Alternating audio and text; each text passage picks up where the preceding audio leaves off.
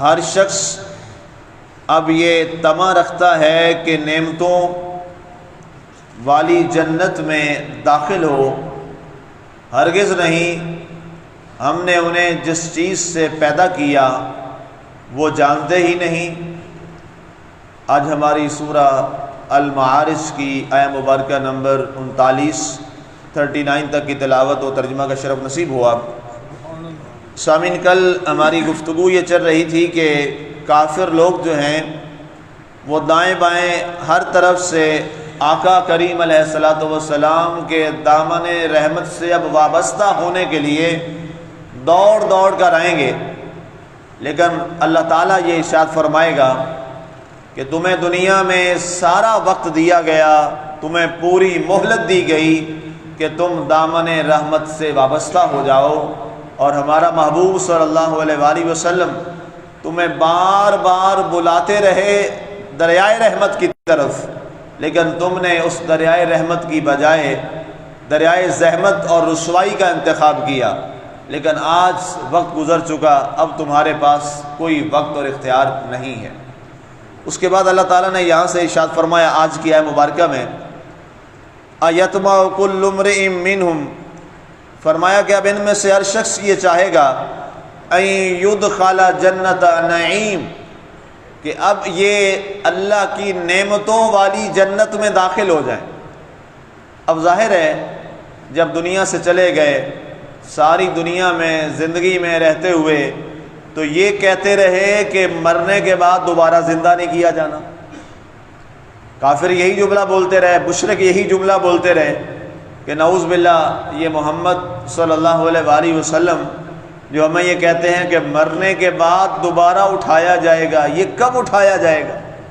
جب مر گئے، مٹی میں چلے گئے، وجود ختم ہو گیا تو اس کے بعد دوبارہ زندگی ہے ہی نہیں۔ کافر لوگ یہ کہتے تھے، لیکن انہیں معلوم نہیں تھا کہ رب ذوالجلال جو ذات پاک پہلی بار جب وجود ہی نہیں ہے انسان کا، اس وقت وہ وجود دینے پر قادر ہے، تو جب وجود مٹی میں آ جائے تو اس کو دوبارہ زندہ کرنے پر وہ قادر کیوں نہیں؟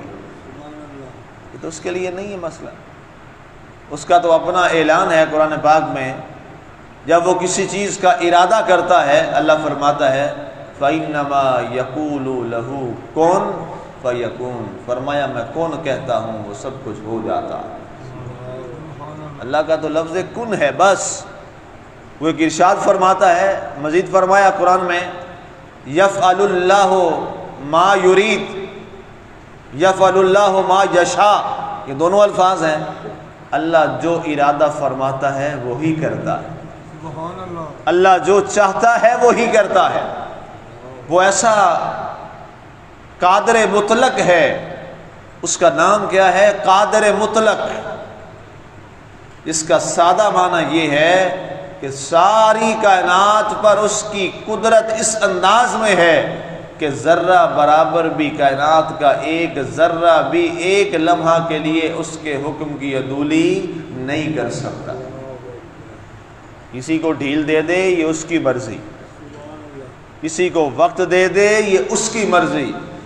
کسی کو اگر ڈھیل ملی ہے تو یہ مت سمجھے کہ اس کا قدرت کا معاملہ شاید ڈھیلا ہے، نہیں۔ کسی کو مہلت ملی ہے تو یہ مت سمجھے کہ رب کے علم میں وہ نہیں ہے۔ اللہ خود قرآن میں فرماتا ہے نملی لہم، ہم لوگوں کو ڈھیل دیتے ہیں، ہم لوگوں کی رسی دراز کرتے ہیں اور دیکھتے ہیں یہ جاتا کہاں تک ہے، اس کی آخر ہے کتنی، کس حد تک یہ جائے گا۔ فرمایا یہاں تو قارون کے خزانے رکھنے والے شخص کا بھی ہم نے وہ انجام کیا کہ رہتی دنیا اس کو اب حقارت کے ساتھ دیکھتی۔ نمرود جیسا بادشاہ جو اپنے آپ کو سجدے کرواتا تھا اور خدائی کا دعویٰ کرتا تھا، اس کا ہم نے کیا انجام کیا؟ اتنا بڑا بادشاہ اپنے آپ کو کہتا تھا، پوری دنیا پر اس کی ریاست اور حکومت چلتی تھی، اور اپنے آپ کو سجدے کرواتا تھا کہ نعوذ باللہ میں خدا ہوں، دیکھو میں جس کو چاہوں مار دوں اور جس کو چاہوں پھانسی پہ لٹکے ہوئے کو اتروا کے زندہ کر دوں۔ وہ کہتا تھا یہ دیکھو میری طاقت ہے، اللہ نے فرمایا اتنی بڑی طاقت کا گھمنڈ کرنے والا تھا، ہم نے ایک مچھر سے اس کو مروا دیا تھا۔ یہ نشانی ہے آج ان کے لیے جو خدائی دعوے کرتے ہیں۔ تو یہ انداز مختلف ہیں۔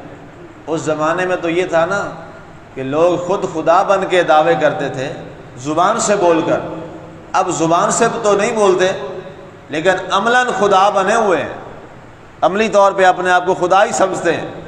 جو شخص غریب اور نادار کو کچھ نہ سمجھے اور اپنے آپ کو بڑا سمجھے مال اور دولت اور عہدے کی بنیاد پہ، تو وہ کیا اپنے آپ کو خدائی دعوی کر کے بیٹھا ہے؟ آج یہی ایسے حالات ہیں۔ پہلے تو مشرکوں اور کافروں میں خدائی دعوے ہوتے تھے، اب تو مسلمان کلمہ گو لوگوں نے بھی خدائی مزاج بنا لی۔ تو یاد رکھیے گا اللہ کا بڑا واضح اعلان ہے، قرآن سے غافل مت ہونا، قرآن کے ایک ایک لفظ کو سمجھنا اور اس پہ غور کرنا۔ اللہ نے اعلان کر دیا ہے کل من علیہا فان وَيَبْقَى وَجْهُ رَبِّكَ ذُو الْجَلَالِ وَالْإِكْرَامِ فَبِأَيِّ آلَاءِ رَبِّكُمَا تُكَذِّبَانِ۔ یہ رب کا اعلان ہے، اس کی تفسیر آپ بہت پہلے بڑی وضاحت کے ساتھ وہاں سن آئے ہیں کہ اس کائنات میں جو کچھ ہے سب کا سب فنا ہو جائے گا، سب فنا ہو جائے گا، اور باقی کیا رہے گا؟ تیرے رب کا چہرہ باقی رہ جائے گا۔ رب کا چہرہ سے مراد کیا ہے؟ رب تعالیٰ کا حکم، رب کا دنیا میں وجود، کائنات میں وجود، رب تعالیٰ کی ذات کے احکامات، اس کی بادشاہت، اس کی ریاست، اس کی حکومت۔ کسی کی بادشاہی نہیں ہے، دھوکے میں ہیں سارے، کسی کی حکومت نہیں ہے، دھوکے میں ہیں سارے، کسی کا ملک نہیں ہے، دھوکے میں ہیں سارے۔ اللہ قرآن میں کہتا ہے، دنیا والوں کی باتیں ہم کیسے مان لیں؟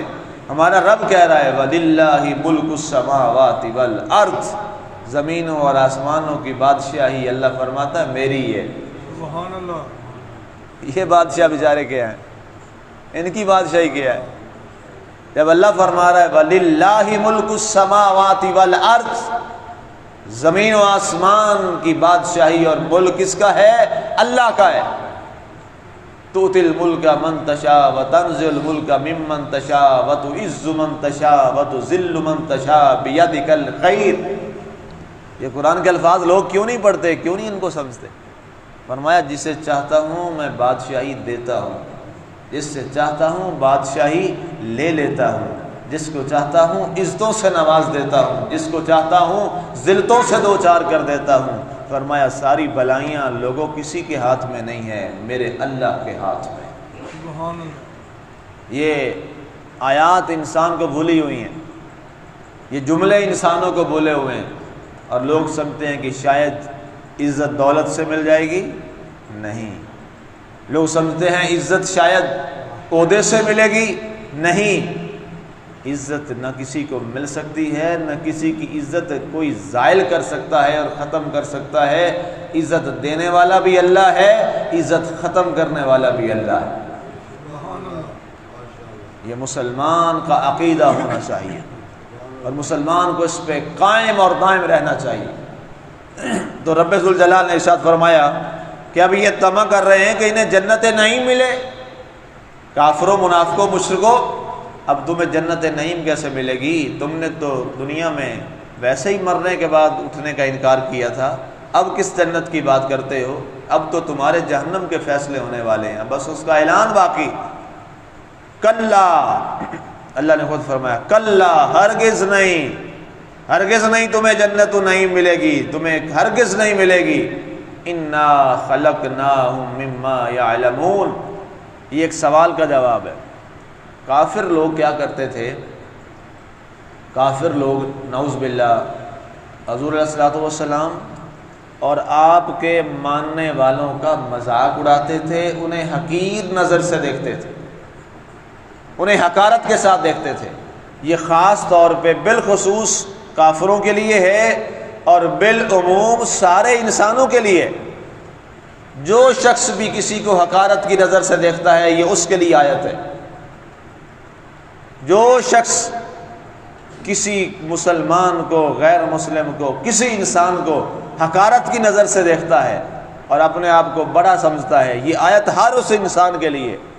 اللہ نے فرمایا انا خلقناہم مما یعلمون، تمہیں پتہ ہونا چاہیے ہم نے تمہیں کس چیز سے بنایا ہے۔ کیسا تھپڑ ہے یہ، اور کیسی اصلاح ہے۔ جب کوئی کسی کو حقیر سمجھے نا اور اپنے آپ کو کچھ سمجھے تو یہ آیت سامنے لے آئے۔ اللہ فرماتا ہے تمہیں پتہ ہونا چاہیے کہ ہم نے تمہیں کس چیز سے پیدا کیا۔ کتنا پیارا اشارہ ہے۔ یہی ایک جملہ کافی ہے بندے کے لیے سمجھنے کے لیے، اگر سمجھ جائے تو اللہ نے ہمیں کس چیز سے بنایا ہے۔ پیچھے کئی آتے ہیں، آپ سن آئے ہیں خلقناکم من نطفہ، ہم نے تمہیں ایک پانی کی ناپاک پانی کی بوند سے پیدا کیا۔ یہ ہماری حیثیت ہے جناب۔ جب کوئی کبھی بات ہو نا تو پتہ لوگ کیا کہتا ہے، کہتا میں تیرے پچھلے نو جاننا جنی تیری اوقات، کہتے ہیں نا، وہ وہی چپ ہو جاتا ہے۔ اوقات یاد دلاتے ہیں، وہ بندوں کی اوقات ہے، یہ رب کی یاد کروائی ہوئی اوقات ہے۔ جب بندے میں آ جائے، جب وہ میں ڈوب جائے، چاہے عہدے کی، چاہے مال کی، چاہے دولت کی، چاہے منصب کی، چاہے ذات کی، بات کی، جس چیز کی، اللہ فرماتا ٹھہر جا، غور کرنا، پہلے اپنے آپ کو دیکھ تو صحیح۔ انا خلقناہم مما یعلمون، تمہیں پتہ ہے نا میں نے تمہیں کس چیز سے بنایا ہے؟ اس پانی کے قطرے سے بنایا ہے جو اتنا ناپاک ہے، جسم پہ لگ جائے تو جسم ناپاک، کپڑے پہ لگ جائے تو کپڑا ناپاک، اور انسان کو اس سے گھن اور نفرت آتی ہے۔ میں نے تجھے اس ناپاک پانی کے قطرے سے بنایا، یہ ہے تیری اوقات، اور جو آج کل تو بنا ہوا ہے یہ تو نہیں ہے، تیری اوقات وہ تھی، یہ رب کا فضل ہے، اس نے بنا دی۔ تو جس نے بنایا ہے اسی کی آگے پہ رگڑنا شروع ہو گیا۔ آپ اور میں، ہماری کوئی حیثیت نہیں، ہماری اوقات وہی ہے۔ یہ آج آپ اور میں جو بنے بیٹھے ہیں اور جو ہمارا وجود ہے اور جو حیثیت ہے، جس کی جو حیثیت ہے، یہ ہماری کچھ نہیں ہے، ہماری اوقات وہی تھی، یہ سب عطا ہے میرے مالک کی۔ بس یہ بات ذہن میں رہنی چاہیے۔ تو پھر انسان کبھی عہدے پر بیٹھ کے بھی گمراہ نہیں ہوتا، انسان کبھی منصب پہ بیٹھ کے بھی گمراہ نہیں ہوتا، اور انسان دولت آنے کے بعد بھی کبھی گمراہ نہیں ہوتا، کیونکہ اس کی نظر رہتی ہے کہ میرا اصل وجود کیا ہے۔ اللہ ہمیں اپنی حقیقت کو سمجھنے کی توفیق عطا فرمائے، اللہ ہمیں اپنی اصلیت کو سمجھنے کی توفیق عطا فرمائے۔ اور ہاں، جو اپنی حقیقت کو سمجھ گیا اور اپنے آپ کو اس مالک کے آگے جھکا دیا، فرمایا پھر دیکھنا تجھے عزت کیسے دیتا ہوں، فرمایا پھر دیکھنا تجھے نوازتا کیسے، پھر تیری عنایت کیسے ہوگی۔ فرمایا کہ پھر فرشتوں سے بہتر ہے انسان بننا، مگر اس میں لگتی ہے کچھ محنت زیادہ، پھر فرشتے بھی تیری گرد راہ بنا دو۔ اللہ تعالی ہمیں عمل کی توفیق عطا فرمائے، آمین۔ وما علینا الا البلاغ۔